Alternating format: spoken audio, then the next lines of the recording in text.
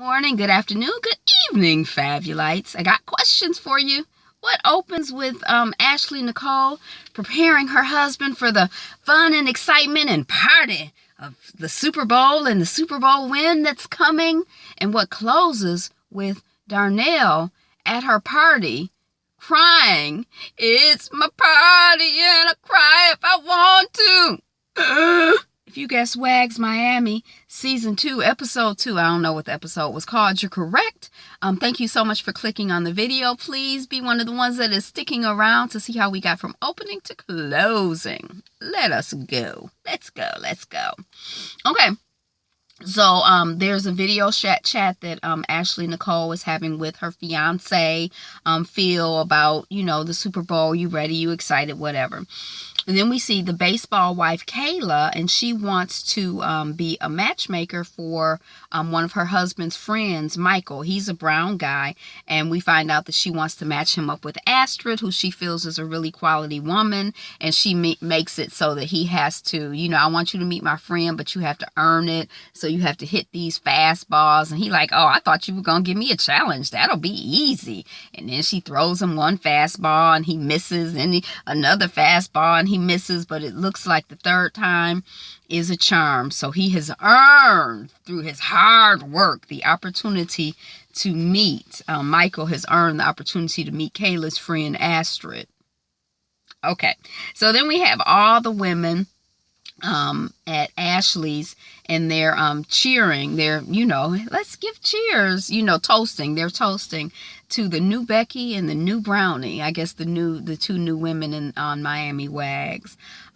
Darnell's birthday is coming up, we find out, and everybody, they're saying everybody bring a guy, although that didn't end up happening, but everybody bring a guy to the event. And Hinch is like, well, one rule, no calling the cops.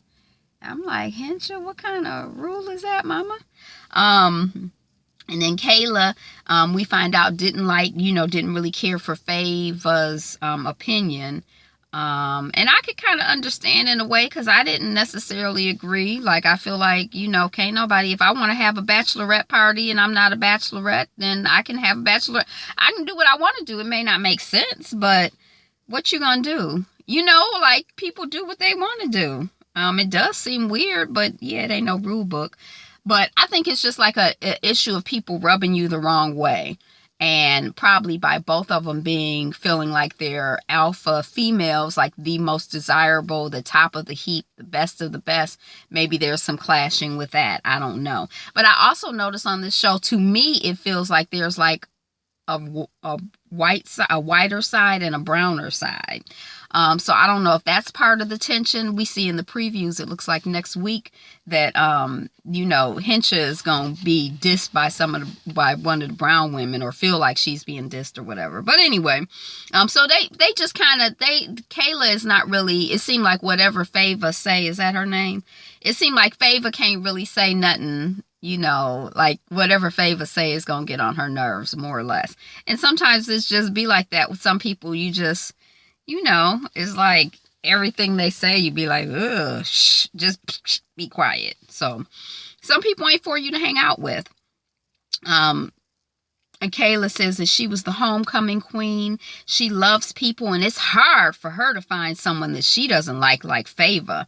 She takes yoga for a reason, for Zen. And she's like, Fava's anti-Zen. I like Fava. From what I can see, I don't know her, but she seemed cool to me. So anyway, that's the little gathering. The tension continues. And I think that's one of the themes for the season, the tension between these two wives. And then we see that Ashley Nicole is packing for the Super Bowl. We find out that this is the second time that they've gone to the Super Bowl, she and her husband or her fiance or her man or whatever, and he didn't win the first time either. Her friend Darnell is there, and she pull out a pair of something that Ashley is packing. She like, are these skinny jeans? They're skinny jeans, but they do look like clothes for like a 8-year-old. But they are really, really stretchy. And, Darnell is like, I would see how far I can pull them up. And that was all funny and cute and everything. And when I see them sitting next to each other, Ashley and Darnell, they don't look like, it's not like one is skinny and one is fat. They look more or less the same size to me, but I guess, you know, Darnell is a little curvier. I don't know. And we see Darnell at a Super Bowl party or something like that, or at the Super Bowl, Darnell and Ashley or whatever. And we see Darnell getting approached by an athlete, Brandon. And she like, it's not really doing it for my lady parts. I don't know if his personality and his style and his approach in particular, because he didn't really seem like he had much game. I guess his main game is that he's an athlete. So just, you know, but she didn't seem turned on by him because he was an athlete, or maybe because he just didn't have any game and his particular brand of non-game was not attractive to her. She's not feeling it, she says, for another athlete, but I think she probably not feeling it for him either. And Brandon makes the good point that, you know, basically you don't have to be an athlete to be a womanizer.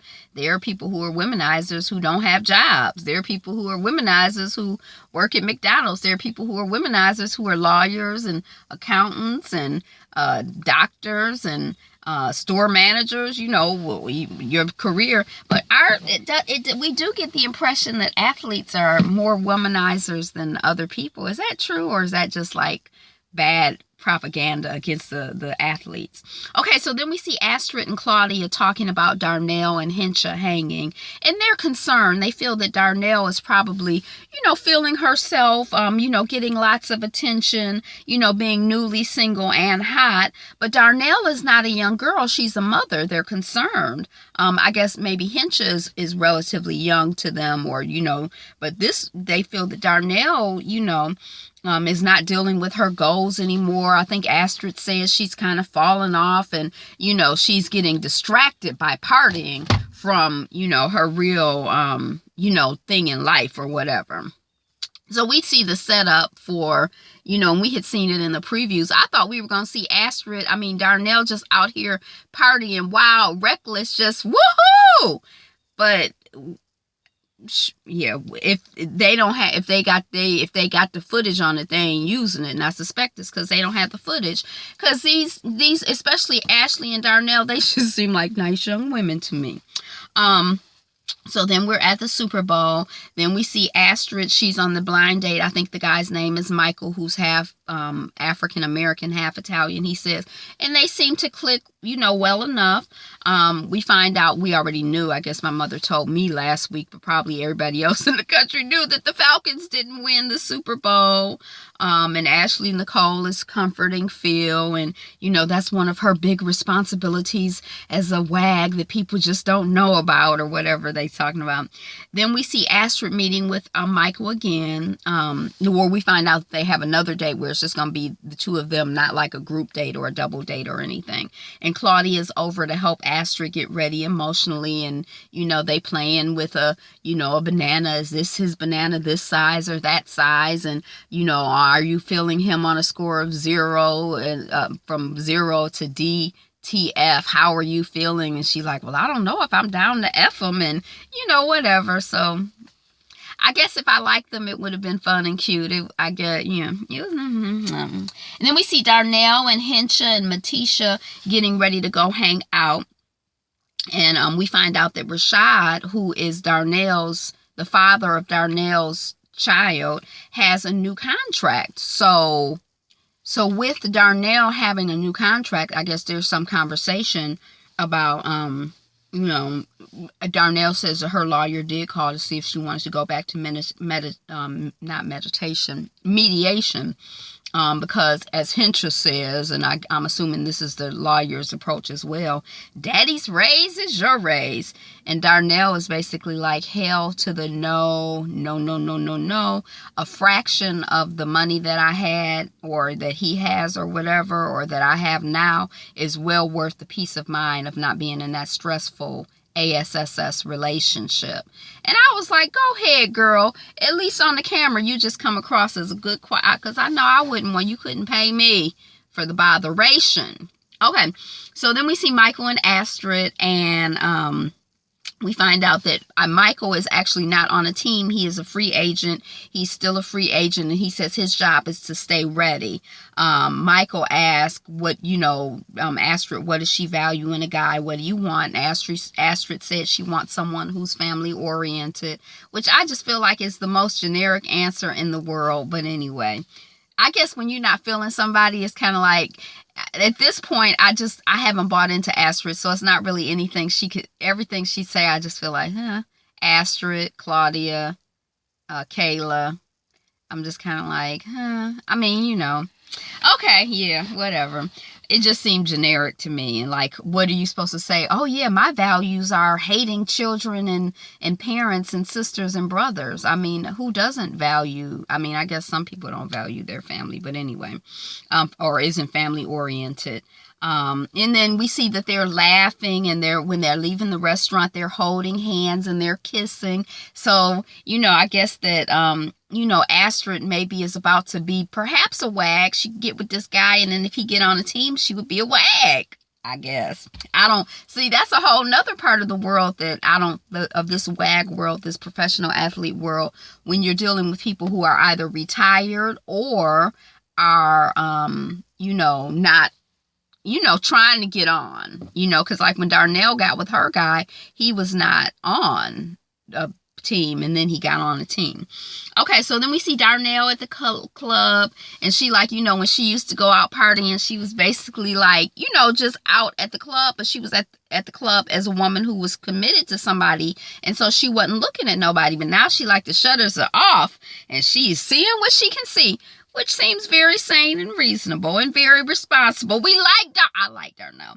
Okay, so then we see Ash and Phil, and Ash is, he like, what you doing? She's like, I'm making you a smoothie. And he's like, what do you want? And she's like, why I have to want something? Why can't I just be making you a smoothie? Okay, I do want something.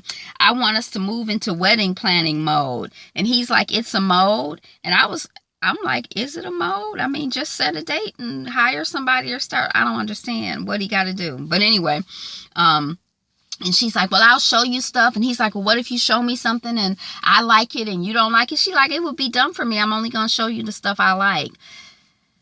Anyway, that I could have done without that scene. But, it's cute to see them planning and interacting. And, they seem like a good, wholesome couple. Yeah, they seem sweet. Okay, then we see Faven is throwing a birthday party for D. That's Darnell. And she's rented a house for the group. So all 8 of the women are there. I don't know if I know all of them. Kayla, Astrid, Hensha, Ashley, Claudia, and Faven. That's only 6. So I'm missing some people.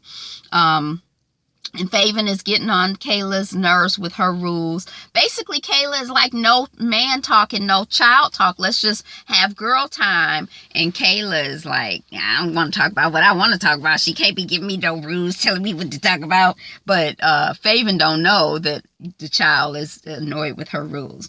And then we see Astrid, and she's talking to Darnell about her partying too much. They're hanging out, and they in the hot tub, or Darnell is in the hot tub. They done, and the homegirl Darnell was like, now I'm sitting in the hot tub on my birthday when I'm still just trying to make it. And this just ain't the time for this kind of talk. And Claudia is like,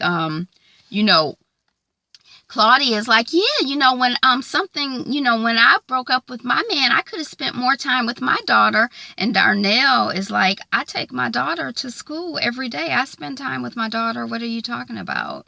And then Faven is like, well, maybe Claudia wasn't a good mom, and she might think that Darnell was going to have that problem too. And then Kayla and Astrid and or Claudia or whatever are like, wait, don't talk about Claudia being a bad mom. And they're like getting all upset and stuff. And it was kind of like, I felt like they were trying to get on the child for partying too much and for maybe being a bad mom. And then she was like, well, like me, I had that same problem. But then when someone was like, oh, you had a problem, and she like, well, don't get on me for saying I was a bad mom. She was never a bad mom. But anyway, meanwhile, while all of this is going on, Darnell is crying. And I think it's probably, stressful, I think, for anybody to be trying to get their life together, period. I think, you know, these young women are aspirational in their way. Like, they aspire to live a certain lifestyle and to maintain a certain lifestyle. And it's like, it's so close. Like Darnell, you know, it's like she's climbed up the rungs of the ladder to fiance, and then she slid on down. So is she never going to be an athlete's fiance? Is she never going to be an athlete's wife? Is she going to have the lifestyle? Is she not going to have the lifestyle? Is she going to get a career? Is she not going to get a career? Is she being a bad mom? Is she not being a bad mom? I mean, she's young. You know, it's like, it's a lot of pressure on people. And she just trying to have a good time on her birthday. So anyway, that was WAGS Miami. Thank you so much for watching, commenting, sharing. I definitely, without a doubt, I guess it's so many people on this show that I like and or am rooting for, that, you know, and I guess I more or less know who they are and know what their stories are. So I think this might be among my favorite reality shows. So that's what I got, y'all. We're working on 150 subscribers. If you are a subscriber, thank you so much. If not, hit that, go on and subscribe. Thank you for subscribing. New subscribers, welcome back. If this is your first time, again, I'm Angela. The channel is Be Fabulous You. Make comments down below, and that's what I got. Today is the best day ever. Be you, be fabulous you. Bye.